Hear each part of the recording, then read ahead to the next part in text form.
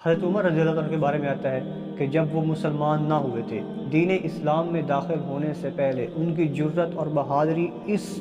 طرز کی تھی کہ کافر لوگ جو مشرکین مکہ تھے وہ حضرت عمر رضی اللہ عنہ کی پیٹھ کے پیچھے کھڑے ہوتے تھے اور آپ آگے کھڑے ہوتے تھے، اس قدر بہادر تھے۔ جب اللہ کے نبی صلی اللہ علیہ وسلم نے اپنی نبوت کا اعلان کیا تو وقت گزرتا گیا، مخالفت بہت شدید کی۔ جب کفر کی حالت میں تھے تو بہت سخت تھے، تو جب اللہ تعالیٰ نے ایمان کی دولت نصیب فرمائی تو یہی عمر جب چلتا ہوا آپ صلی اللہ علیہ وسلم کے قدموں میں آ پہنچا تو اللہ تعالیٰ نے ان کی وجہ سے اللہ تعالیٰ نے دین کو ایک ایسی تقویت نصیب فرمائی، ایک ایسی شان اور طاقت اور عزت عطا فرمائی۔ حضرت عمر رضی اللہ تعالیٰ عنہ کے بارے میں آتا ہے کہ جب آپ مسلمان ہوئے، اللہ کے نبی صلی اللہ علیہ وسلم کی خدمت میں تھے، پہلی نماز پڑھی جانے کا وقت ہوا تو صحابہ کرام وضو کرنے میں مشغول ہو گئے، تو حضرت عمر نے دیکھا کہ یہ کیا کر رہے ہیں۔ آپ نے پوچھا، اللہ کے نبی سے پوچھ لیا، یا رسول اللہ علیہ وسلم یہ کیا کر رہے ہیں؟ تو اللہ کے نبی نے فرمایا نماز پڑھنے کا وقت ہو گیا تو نماز پڑھنے کی تیاری کی جا رہی ہے۔ اللہ کے نبی نے فرمایا اے عمر تو جانتا تو ہے کہ یہ مشرکین مکہ ہمیں خانہ کعبہ کے اندر نماز نہیں پڑھنے دیتے۔ تو حضرت عمر رضی اللہ عنہ کہنے لگے یا رسول اللہ صلی اللہ علیہ وسلم پھر میرے مسلمان ہونے کا کیا فائدہ ہے؟ آپ نے تلوار نکالی، تلوار میان سے نکالی اور باہر آ گئے۔ باہر آ کے کہنے لگے ہاں جو آدمی یہ چاہتا ہے کہ اس کی بیوی بیوہ ہو جائے، جو یہ چاہتا ہے کہ اس کے بچے یتیم ہو جائیں، جو ماں یہ چاہتی ہے کہ اس کی گود خالی ہو جائے، تو وہ عمر کے مقابلے کے لیے باہر آئے۔ تو کس میں کیا ضرورت تھی؟ جب حضرت عمر مسلمان ہوئے تو کوئی بھی سامنے نہ آ سکا، تو اس کے بعد مسلمانوں نے کھلے عام نماز پڑھنی شروع کر دی۔ 10 سال حکومت کی۔ 10 سال حکومت کرنے کے بعد جب آپ دنیا سے چلے گئے تو 10 سال کے بعد آپ کے بیٹے حضرت عبداللہ بن عمر نے آپ کو خواب میں دیکھا کہ آپ اپنے پسینہ صاف کر رہے ہیں،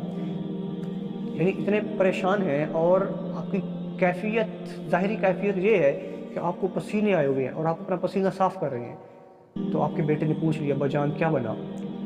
تو حضرت عمر کہنے لگے بیٹا ابھی حکومت کا حساب دیا ہے اور اپنی جان کا حساب ابھی باقی ہے۔ حکومت کیسی تھی؟ ایک مرتبہ ایسا ہوا کہ آپ مدینہ کی گلی میں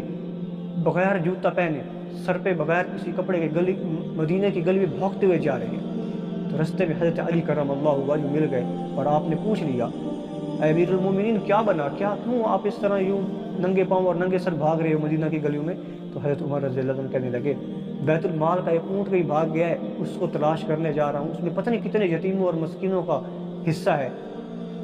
تو یہ امیر المومنین تھے۔ امیر المومنین وقت کے امیر ہوتے ہوئے بھی ان کی کیفیت یہ تھی، ان کا طرز زندگی یہ تھا کہ وہ لوگوں کے لیے اپنا سب کچھ قربان کر دینے کو ہی اپنا آپ کو یعنی وہ غنیمت سمجھتے تھے، اپنے آپ کے لیے فخر محسوس کرتے تھے کہ وہ امت کے لیے، مسلمانوں کے لیے ایک درد رکھتے تھے۔ ایک اور جگہ پہ آتا ہے کہ ایک مرتبہ ایسا ہوا کہ آپ کے نفس نے آپ کو ورغلایا، تو حضرت عمر رضی اللہ تعالیٰ عنہ وہاں سے اٹھے اور جا کے مسجد نبوی میں جا کے ممبر پہ تشریف فرما ہوئے، اور صحابہ کرام کا ایک بہت بڑی تعداد سامنے تھی، اور آ کر ممبر پہ بیٹھ کے کہنے لگے اے لوگوں سنو، میں اپنی خالہ جو بنو مخزوم سے تعلق رکھتی ہے، میں ان کے اونٹ چرایا کرتا تھا، اور مجھے اونٹ چرانے نہ آتے تھے کہ شام کے وقت تک میں اپنے اونٹ کھو دیتا تھا، اور میری یہ حالت ہوتی تھی، اور اس کے بدلے مجھے ایک مٹھی بھر کھجورے یا جو ملتے تھے۔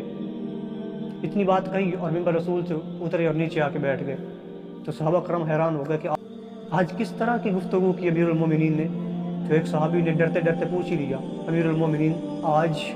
ہمیں کیا اسی لیے اکٹھا کیا تھا؟ تو حضرت عمر رضی اللہ تعالیٰ عنہ کہنے لگے دراصل بات یہ ہے کہ مجھے میرے